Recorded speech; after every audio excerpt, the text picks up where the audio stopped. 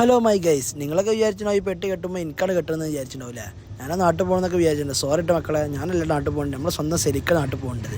നമ്മളിപ്പോൾ സോറി പറയാൻ കാരണം ഇപ്പോൾ 2 ദിവസം പോകും നമ്മളിപ്പോൾ ഇൻസ്റ്റാഗ്രാമിൽ സ്റ്റാറ്റസ് ഒക്കെ വെച്ചിരുന്നു. അപ്പോൾ സ്റ്റാറ്റസ് വെച്ചപ്പോൾ നിങ്ങൾ വിചാരിച്ചാൽ നമ്മൾ നാട്ടിൽ പോകുന്നത് അത് രാവിലെ വിളി ഓരോരുത്തർ രാവിലത്തെ 2 സുബൈക്ക് ഉമ്മ വിളിച്ചോണ്ട് പറഞ്ഞോട് എടാ 10 കോയൊക്കെ ഉണ്ടെങ്കിൽ എവിടെ എത്തി വെച്ചു. ഞാൻ പറഞ്ഞു എവിടെ എത്തുന്നു വെച്ചു.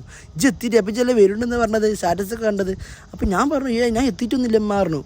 എന്നോട് ചോദിച്ചു വരുന്നു ചോദിച്ചു. ഞാൻ പറഞ്ഞു ഞാൻ വരുന്നു ചോദിച്ചു, നമ്മുടെ റൂമിലെ സുഹൃത്താണ് പോകേണ്ടി പറഞ്ഞു. അപ്പം പറഞ്ഞു ഇജ്ജ് വരുന്ന സ്റ്റാറ്റസ് ഒക്കെ ഉണ്ടല്ലോ പറഞ്ഞു. ഞാൻ പറഞ്ഞു എന്ത് സ്റ്റാറ്റസ് അല്ലോ. പിന്നെ ഞാൻ പറഞ്ഞു അത് അറിയാതെ വന്നു പോയി സ്റ്റാറ്റസ് നിങ്ങൾ ക്ഷമിക്കണം കേട്ടോ പറഞ്ഞു. സംഭവം ഇറച്ചും പൊറാട്ടി ഉണ്ടാക്കി കാത്തിക്കണ ആള്. ഞാൻ മൂപ്പരെ കണ്ടപ്പോൾ ഫസ്റ്റ് അന്തം വിട്ടോ. ആ ഷൂവും ഷർട്ടൊക്കെ കണ്ടപ്പോൾ എന്താ ലുക്ക് അറിയോ?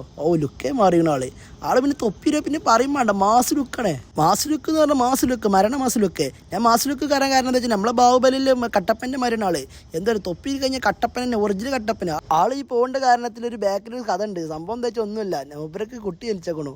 അതിന് സന്തോഷത്തിൽ പോകണ്ട ആളെന്താ പാവ മനുഷ്യൻ കേട്ടോ. മൂപ്പര് പോയിൻ്റെ വെച്ചാൽ റൂമൊക്കെ ഭയങ്കര ഡൗൺ ആയി. മൂപ്പരുണ്ടായപ്പോൾ റൂമൊക്കെ എന്ത് സെറ്റപ്പിന് അറിയാം. എന്നാൽ മൂപ്പരോട് ഭയം കൊടുത്ത് ചാറ്റിങ് കൊടുത്ത് മൂപ്പര് പറഞ്ഞു വെച്ചാൽ പോണു. സിലിക്ക ബൈ സിലിക്ക, അസ്സലാമു അലൈക്കും, നാളെ